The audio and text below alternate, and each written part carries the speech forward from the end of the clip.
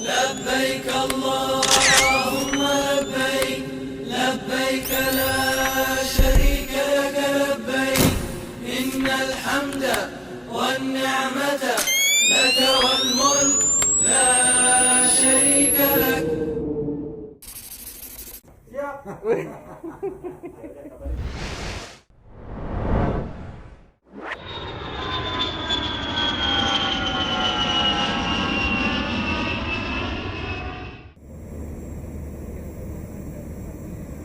Bismillahirrahmanirrahim.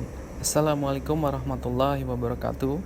Jemaah Utur yang dibimbing Ustadz Khalid Basalamah kali ini akan mengunjungi Spanyol untuk berwisata sekaligus mengenal sejarah peradaban Islam di Andalusia atau Spanyol.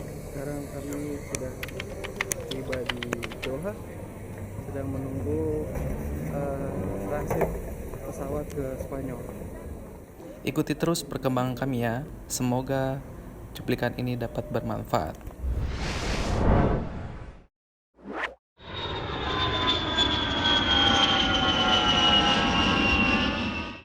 Baik, kita baca zikir pagi ya. Dimulai dengan ayat kursi dulu. A'udzu billahi minasyaitonir rajim. Bismillahirrahmanirrahim. Allahu la ilaha illa huwal hayyul qayyum. La ta'khudhuhu sinatun wa la nawm. Lahu ma fis samawati wa ma fil ardh. ما ذا الذي يشفع عنده إلا بإذنه يعلم ما بين أيديهم وما خلفهم ولا يحيطون بشيء من علمه إلا بما شاء وسع كرسيه السماوات والأرض ولا يؤوده حفظهما وهو العلي العظيم. Al-Ikhlas 3 kali. Nah, kita semua ada di Masjid Centro Cultural Islamico de Madrid.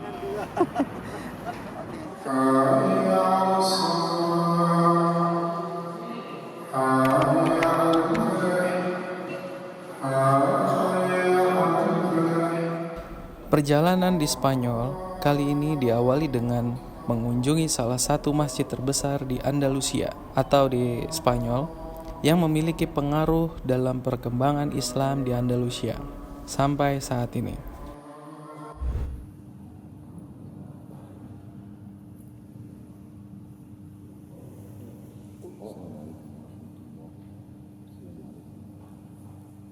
Mezquita de Omar Madrid adalah satu dari 2 masjid terbesar di kota Madrid. Di sini, tempat berkumpulnya organisasi Islam yang menyebarkan dakwah dan menaungi para mu'alaf. Alhamdulillah, Uhutur berkesempatan untuk sholat dan mengenal terlebih dalam tentang masjid ini.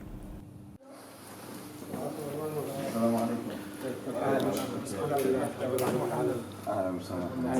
معكم خالد بسلامي لديسة. أهلا وسهلا. الحمد لله. شكرا معنا ومستعد. How are you good? السلام عليكم. Welcome here. السلام عليكم. ما شاء الله. ثم تنشرون. نعم.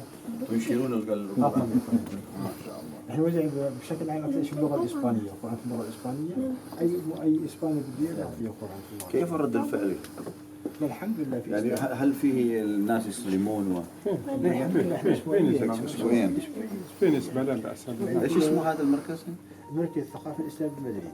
Ini namanya Markas Sakafi Islamiyah di Madrid, dan tempat ini termasuk masjid yang terbesar di Madrid. Di sini termasuk salah satu aktivitasnya menerjemahkan Al-Quran dalam segala macam bahasa. Ini disebarluaskan terutama dalam bahasa Spanyol, dan respon positifnya adalah mayoritas setiap minggu pasti ada saja yang masuk Islam dari warga sini. طيب غير ترجمة القرآن في أنا كنت في اللغة الإسبانية برضه، ترجمة القرآن وكتب اللغة الإسبانية برضه موزعها على المسلمين الإسبان. كيف رد الفعل للحكومة معكم؟ لا كويس، هذا احنا عندنا عمرنا مشاكل، ما كان عندنا مشاكل مع الحكومة الإسبانية، في تعاون بيننا وبينهم، احنا الأمور ممتازة مع الحكومة الإسبانية. Pemerintah Spanyol pun tidak keberatan dan memberikan izin kaum muslimin untuk menyebarluaskan. Jadi selain Quran juga buku-buku diterjemahkan ke dalam bahasa Spanyol. احنا كل اسبوع، كل شهر او شهرين نعمل يعني ابواب مفتوحه، يعني يجب الاسبان يجوا يزوروا المركز. فاخر لقاء كان مع بلديه مدريد، نظمنا لقاء السبت الماضي، اجوا حوالي 150 شخص تقريبا. 15 شخص زاروا المركز ولفوا في المركز واعطيناهم كتيبات ولا طلب القران، اعطيناهم القران واعطيناهم التمور وهم غير والفواكه. muslimin. غير المسلمين اسبان مش هيتعرفوا على المركز. Jadi hubungannya sangat bagus sama pemerintah Spanyol sampai minggu lalu pemerintahnya resmi mengirim 150 orang dari pejabat pemerintah untuk datang dan bagikan buku-buku dan Quran terjemahan. احنا بعد عندنا برنامج التعاون مع بلدية مدريد في زيارات مدارس ومعاهد إسبانية وجامعات إسبانية للمركز. إن زياراتهم منظمة، بيأخذوا موعد ويأتوا من أيام الاثنين لأيام الخميس، زيارات منظمة مدارس جامعات، نعطيهم فرجيهم فيلم عن الدين الإسلامي ونشرح لهم عن الإسلام ورد على أسئلتهم. وهذا ماشي باستمرار، هذا باستمرار. احنا كل أسبوع تقريبا عندنا زيارتين أو 3 زيارات تقريبا. Dalam 1 minggu mereka punya program untuk membuka peluang semua siswa-siswi SD, SMP, SMA kalau kita Indonesia terus sampai fakultas, universitas, mereka boleh datang sama guru-gurunya terus mereka belajar Islam di sini. Hanya untuk mengenal saja. Seminggu mereka bisa sampai 2-3 kali yang datang. نفس الوقت نعمل أمور الزواج والطلاق وما يتعلق برجال الإسلام نعمل عندنا في المركز. الزواج المسلمين يعني. المسلمين. Program yang lain juga mereka di sini buat acara program pernikahan. Jadi seperti perceraian juga termasuk. Jadi seperti semi pengadilan agama diberikan ke markas ini. وبعدين بالنسبة للأموات عندنا الأموات على سبيل المثال عندنا مثل مغسلة بنجهز الأموات بنغسلهم وبنصلي عليهم في المسجد. Sama juga dengan pengurusan jenazah. Jadi dimandikan, kalau ada yang meninggal dimandikan, dikafanin, disolati di masjid lalu kemudian dimakamkan. Indakum hina maqbarah khas lil muslimin? في مقبرة خاصة للمسلمين نعم. وفي عندنا برنامج برضو عندنا نهاية الأسبوع دروس تعليم اللغة العربية والدين الإسلامي للأطفال، لأن هناك أطفال كثير يعني الأب عربي والأم إسبانية على سبيل المثال، فالأطفال ما بيتكلموا اللغة العربية. في عندنا برنامج تدريس اللغة العربية والدين الإسلامي للأطفال، والمدرسة هي تقريبا فيها حوالي 600 طالب أو 700 طالب وصل نهاية الأسبوع السبت والأحد. Jadi setiap akhir, jangan terlalu dekat. Jadi setiap akhir pekan itu selalu ada pelajaran bahasa Arab. Diberikan kesempatan untuk muslimin terutama orang-orang turunan Arab yang sudah menikah sama wanita-wanita Spanyol. Anak-anak mereka sudah lupa bahasa Arab jadi dibukakan kesempatan untuk itu. Kam ada masjid di Madrid بشكل خاص؟ مصليات كثيرة، بس مصليات كبيرة يعني معروفة تقريبا 7 أو 8، بس مصليات صغيرة عبارة عن كراجات أو بيوت صغيرة في كثير يعني ممكن 30 أو 40 مسجد تقريبا. Secara keseluruhan ada 30 musola kecil.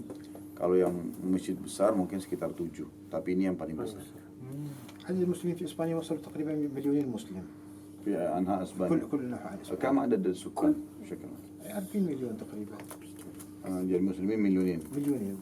Jadi dari total penduduk Spanyol itu ada 40 juta orang, 2 jutanya umat Islam.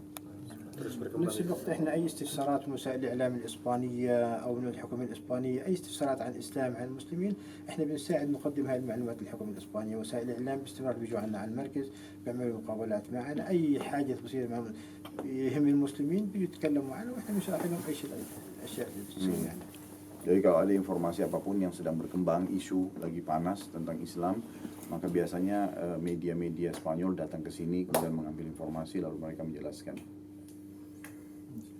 طيب شكرا جزاكم الله خير فرصة سعيدة جزاكم الله خير أستاذ أحمد جزاكم الله وفقكم الله بارك الله فيكم. نحن إن شاء الله في بعد 4 أيام بإذن الله الأحد نحن بعد ما نمشي إلى قرطبة وغرناطة هذه إن شاء الله تكون نهاية الأيام الأخيرة في مدريد وإن شاء الله أنا كصاحب المكتبة حج وعمرة هذه بداية رحلة سأحاول أن يكون كل رحلة هذه كل ما مجي أكون يزوركم هنا إن شاء الله مجموعة حتى اهلا وسهلا فيكم. يتجولون على المركز ويلكم هير ومن باب الأخوة إن شاء الله إن شاء الله. طيب جزاكم الله خيرا. بارك الله فيكم. السلام عليكم. تفضل بارك الله فيكم.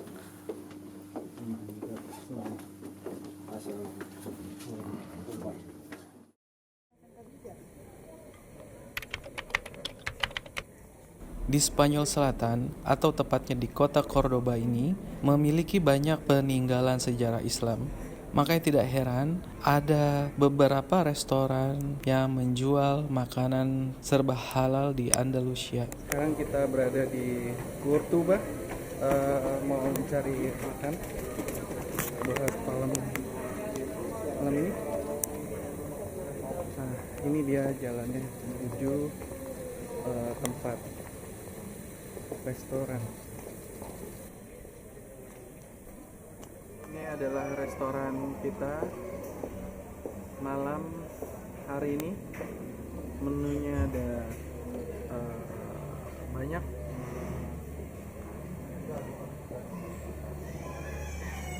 Semua halal.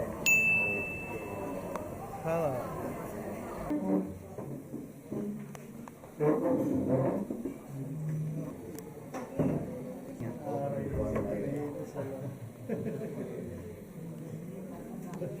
Tapi untung bodyguardnya nggak ikut ya Pak ya? Bodyguardnya nggak ikut. Setelah makan selesai, kami langsung mengunjungi hotel untuk beristirahat agar esok tetap fit untuk melanjutkan perjalanan. Inilah hotel kita, bintang 5, berada di tengah-tengah kota Cordoba. Terima kasih Pak, diantar sampai. Ya sama-sama Bu, mari.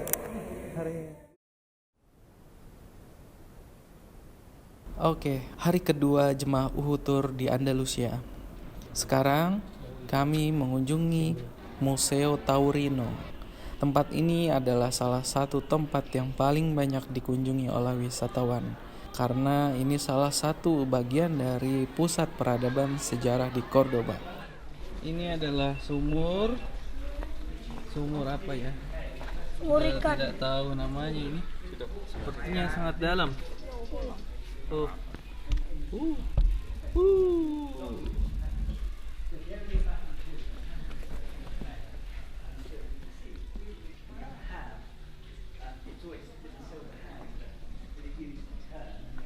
Jadi benteng ini dulu direbut oleh umat Islam, terus jadi pemukiman kaum muslimin.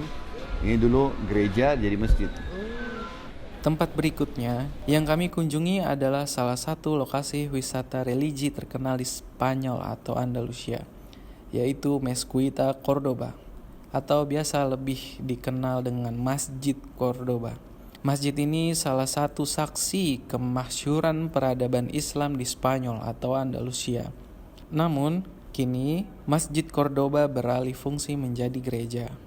Awalnya bangunan ini adalah gereja kaum Kristen Visigoth dan dialihkan fungsi menjadi masjid saat Andalusia dikuasai khalifah muslim dari dinasti Umayyah.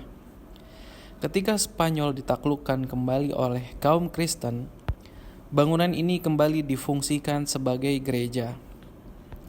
Ini adalah mihrab dari Masjid Cordoba. Terlihat ukirannya yang sangat indah, kaligrafi ayat-ayat Al-Quran yang masih dipertahankan meski fungsinya telah berubah menjadi katedral. Sebagian terukir dari lapisan emas, dan kami juga terpukau melihat beberapa kalimat tauhid yang masih terpampang di pilar-pilarnya, seperti ini. Peninggalan sejarah lainnya, seperti ukiran-ukiran tulisan Arab dan berbagai pecahan ornamen arsitektur masih diabadikan dengan baik. Masjid Cordoba ini masih menjadi saksi sampai saat ini kejayaan Islam di Andalusia atau Spanyol pada zamannya. Dan kini Masjid Cordoba menjadi salah satu tujuan wisata religi yang mendunia. Pada tahun 1994, UNESCO menetapkan Masjid Cordoba sebagai salah satu situs paling bersejarah di dunia.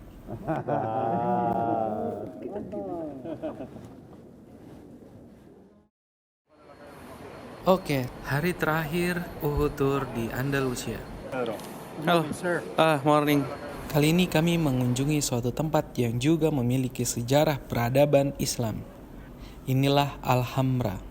Alhambra merupakan simbol sejarah peradaban Islam di Eropa, khususnya Andalusia. Didirikan oleh kerajaan Bani Ahmar atau bangsa Moor dari Afrika Utara secara bertahap antara tahun 1238 Masehi hingga 1358 Masehi. Selain menjadi bukti kejayaan Islam, Istana Alhambra juga memiliki nilai arsitektur tinggi. Di dalam istana, seni kaligrafi mendominasi hiasan dinding, pilar, atap istana yang memancarkan nuansa emas yang begitu indah, Masya Allah. Sejak 1984, Istana Alhambra ditetapkan oleh UNESCO sebagai peninggalan warisan budaya dunia. Kini, Alhambra menjadi museum sekaligus tempat wisata religi yang wajib dikunjungi terutama oleh kaum muslimin. Ke kota Madrid rasanya belum lengkap kalau belum ke tempat yang satu ini. Today, a quarter past 4, we have the Clásico. Ya, sekarang kami sedang mengunjungi Santiago Bernabeu untuk sekedar mengabadikan momen dengan berfoto bersama di tempat stadion dengan desain arsitektur megah ini. Assalamualaikum warahmatullahi wabarakatuh. Alhamdulillah wassalatu wassalamu ala rasulillah. Islam adalah agama yang sempurna. Salah satu kesempurnaannya adalah Islam memerintahkan penganutnya untuk menjaga kesehatan, yaitu olahraga. Salah satunya adalah olahraga. Walaupun juga ada bimbingan yang lain tentang masalah makanan, minuman yang sehat, kemudian pola tidur, ya, pola hidup, pergaulan, dan seterusnya. Namun olahraga adalah bagian daripada itu. Nabi SAW selalu memotivasi umatnya untuk itu. Di antara hadis Nabi SAW yang sahih berbunyi, ajarkan anak-anak kalian untuk menunggangi kuda, melempar tombak, juga memanah. Dalam riwayat lain adalah berenang. Hadis ini adalah sangat mulia, memerintahkan untuk berenang, memerintahkan untuk memanah, memerintahkan untuk melempar tombak, memerintahkan juga untuk menunggangi kuda. Bahkan dalam sebuah hadis yang sahih, kata Nabi SAW, ajarkan anak kalian melompati kuda itu, sementara kuda itu berlari. Juga Nabi SAW memotivasi para sahabat untuk bergulat. Dan apapun, kata para ulama, yang berhubungan dengan masalah menjaga fisik, selama tidak ada pelanggaran agama, maka sangat dibolehkan. Seperti kasus sekarang, adanya olahraga-olahraga secara umum, ya memang semua itu tidak ada hubungannya dengan masalah perjudian, tidak ada hubungannya dengan masalah terbuka aurat, tidak ada hubungannya dengan masalah bercampur baurnya antara laki-laki dan perempuan, maka semua itu adalah hal yang sangat positif untuk dijaga. Dan ulama juga mengatakan, siapapun yang menjaga kesehatan dia dengan tujuan atau dengan niat menjaga amanah badan yang sedang Allah amanahkan, maka itu akan dia ada nilai pahala sendiri di sisi Allah Subhanahu wa taala. Kita tahu pada saat seorang muslim akan meninggal dunia, jenazahnya harus dimandikan. Dan itu menandakan jasad ini harus dijaga. Jasad ini harus dijaga. Dan ini amanah yang akan kita kembalikan kepada Allah Subhanahu wa taala. Semoga Anda bisa mengambil manfaat. Subhanakallahumma bihamdika asyhadu an la ilaha illa anta astaghfiruka wa atubu ilaik. Wassalamualaikum warahmatullahi wabarakatuh. Inilah inti dari perjalanan kami menuju Baitullah, memenuhi panggilannya. Kata syekhnya, orang ini subhanallah yang menjadi sebab atau salah satu sebab terjadi ijabah doamu. Salah satu kegiatan rutin jemaah Utur selama di Madinah yaitu kajian bersama Ustadz Khalid Basalamah, Hafizahullah. Kasih 20.000 ini, saking gembiranya orang punya hajat ini, dia mengatakan aku mencintaimu ya Allah. Contoh saja. Allah Subhanahu wa taala punya cara, ya. Dan cara Allah sangat indah, sangat baik. Kita cuma butuh keyakinan saja, nggak butuh yang lain. Ada kisah yang lain Nabi Musa alaihissalam. Nabi Musa alaihissalam ini pernah berkata kepada Jibril alaihissalam, saya ingin melihat keadilannya Allah, keadilannya Allah. Kata Jibril alaihissalam, kau tidak bisa tahan, gak bisa kamu sabar. Allah berbeda dengan manusia, kita ini emosional. Allah SWT itu maha pengampun, maha pengasih, luar biasa. Kata Musa AS, saya coba sabar. Nah, ini lapor kepada Allah, Allah bilang baik, suruh saja Musa pergi ke satu sungai. Nggak usah buat apa-apa, lihat saja. Cuma melihat, nggak buat apa-apa. Maka Musa AS pergi ke sana besok paginya. Di sungai dari kejauhan dia melihat. Ternyata di sungai itu ada orang pertama datang penunggang kuda. Naik kuda, jalan. Haus dia, orang ini menunggu kuda, dia turun dari kuda, Nabi Musa AS dari jauh. Waktu dia turun, rupanya di pinggangnya, itu ada kantong isinya duit. Banyak uangnya, harta dia ditaruh di situ sama dia. Waktu dia turun minum, rupanya lepas dari ikat pinggangnya, dia nggak sadar. Dia naik kuda, dia pergi. Ini orang yang pertama. Musa AS lihat. Berapa menit orang itu jalan, berapa saat orang itu jalan, ada satu anak kecil datang, belum balik, masih 7 tahunan. Datang, dia haus, dia minum di air itu. Begitu dia balik, di sebelahnya ada kantong duit banyak. Diambil sama anak kecilnya, langsung dia pergi. Ini orang yang kedua. Kenapa? Kemudian datang orang ketiga, orang buta pakai tongkat. Sampai tiba di suara sungai, dia dengar air, dia minum di situ. Rupanya waktu si buta minum air, penunggang kuda yang pertama kembali.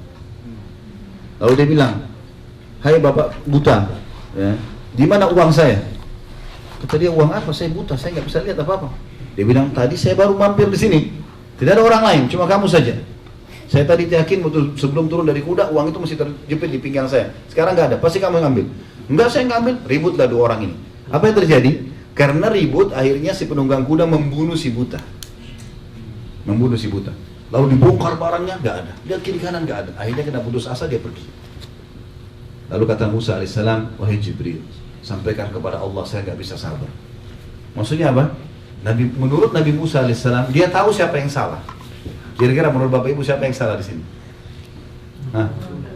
Hah? Yang benar. Berarti belum lulus. Anak kecilnya. Karena kalau anak kecil nggak ambil duit, nggak ada masalah.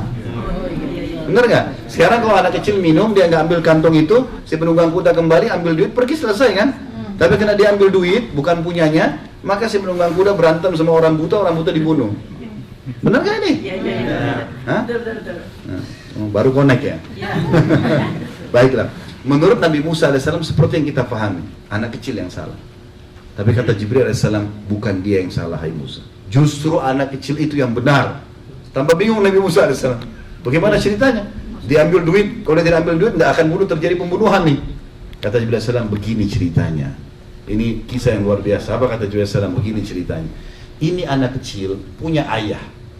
Ayahnya dulu pegawainya si penunggang kuda.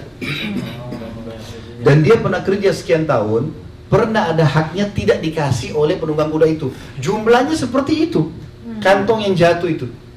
Orang penunggang kuda ini nggak pernah berpikir dia akan keluarkan uang sejumlah itu, dia akan minum di situ, akan jatuh di situ, dan di situ tinggal orang yang pernah dia zalimi. Allah sampaikan haknya anak ini itu dengan caranya. Allah SWT dengan cara. Ada ceramah lain loh, Pak.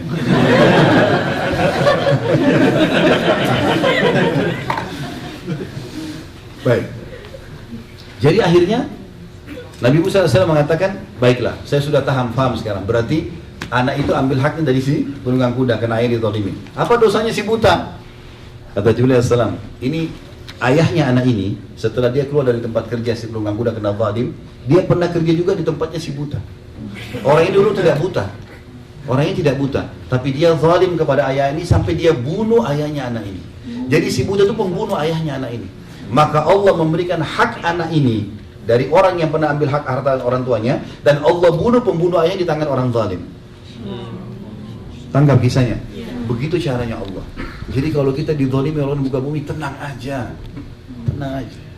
Artinya kita bisa nut hak kita, tapi teman-teman sekalian, Allah punya cara. Allah itu sifatnya maha melihat, maha mengetahui, maha kuasa, maha keras siksanya, maha luas rahmatnya, luar biasa.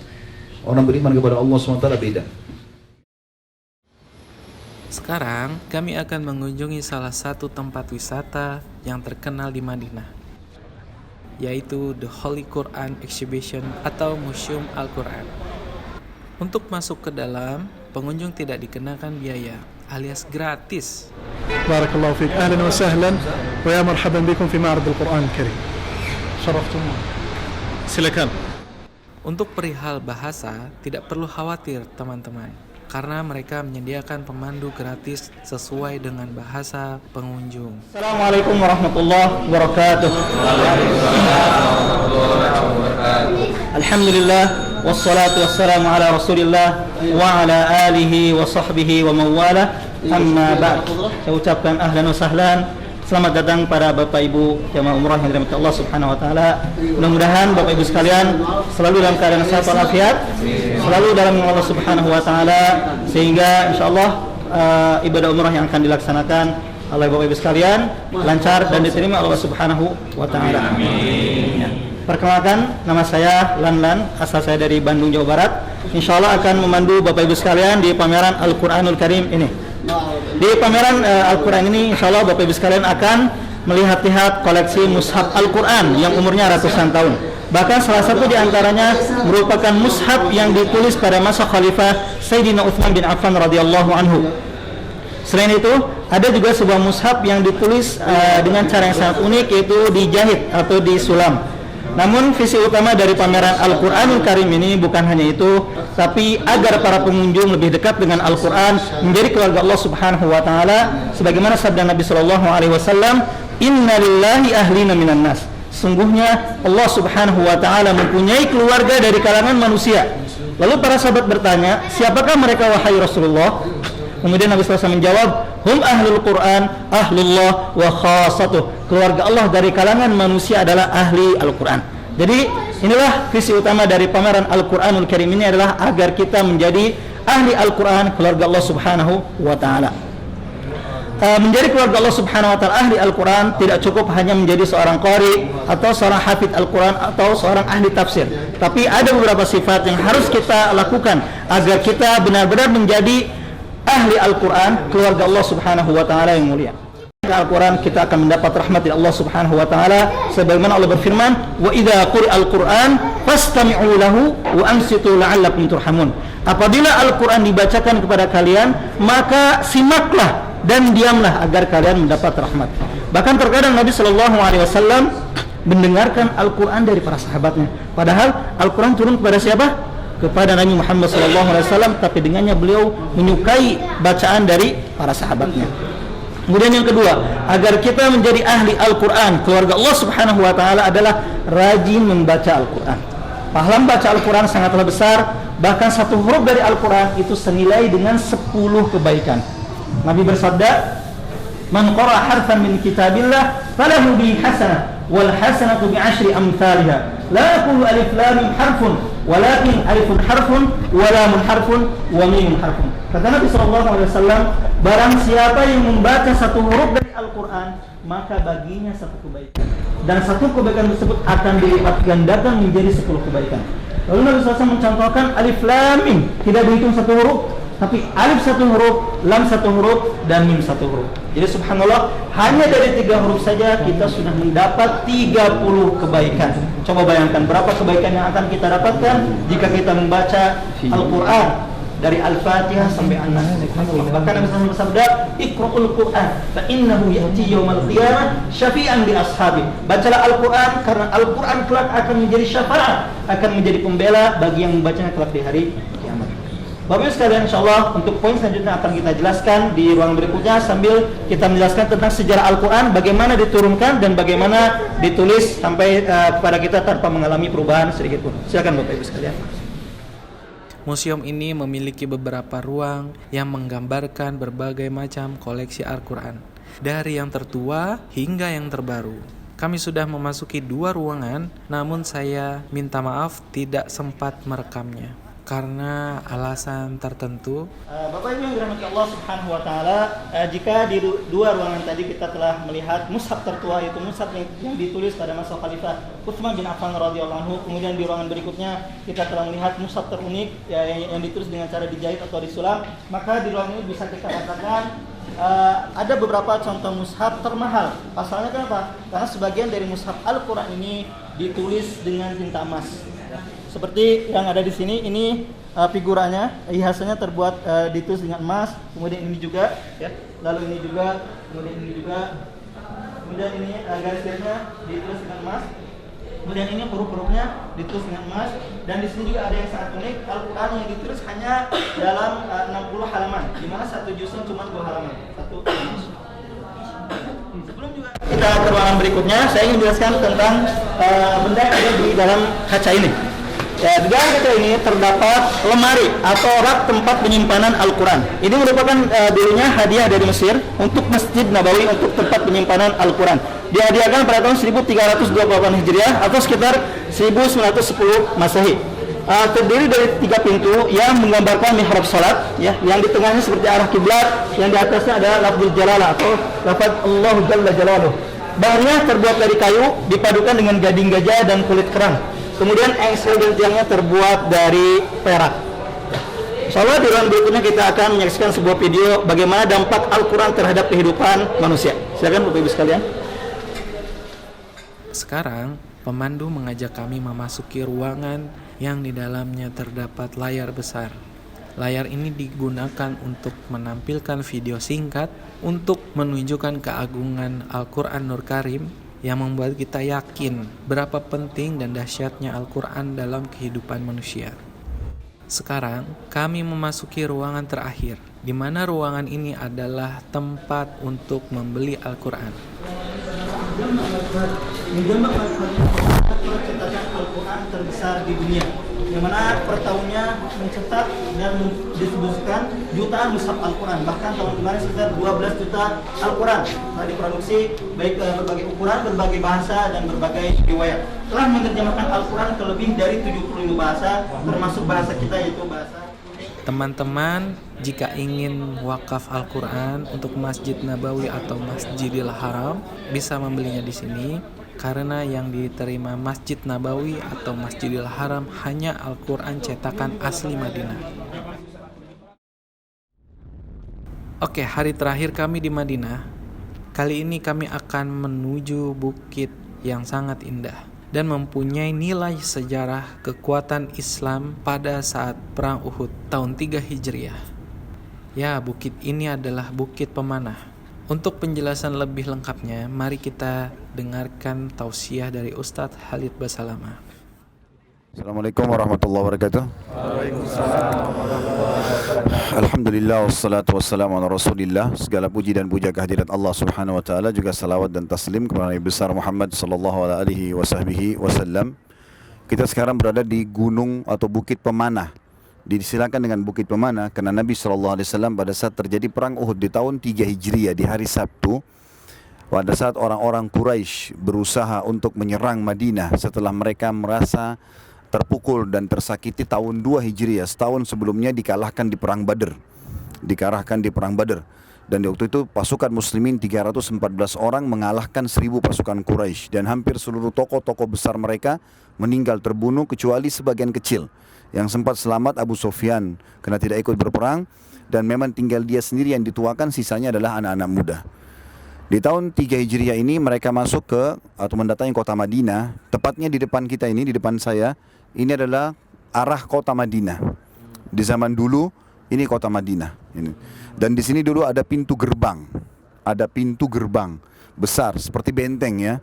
Jadi lokasi kita sekarang ini di luar daripada pintu gerbang. Perbatasannya adalah lembah yang ada di depan, yang ada jembatan itu perbatasannya.